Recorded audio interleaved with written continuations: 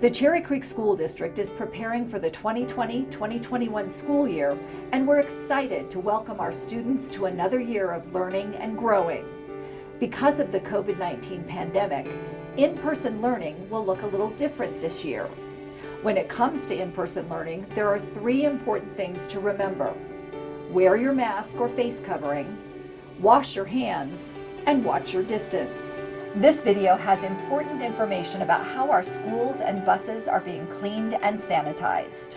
Hard surfaces in classrooms will be cleaned and disinfected between groups of students and multiple times throughout the day and in the evening.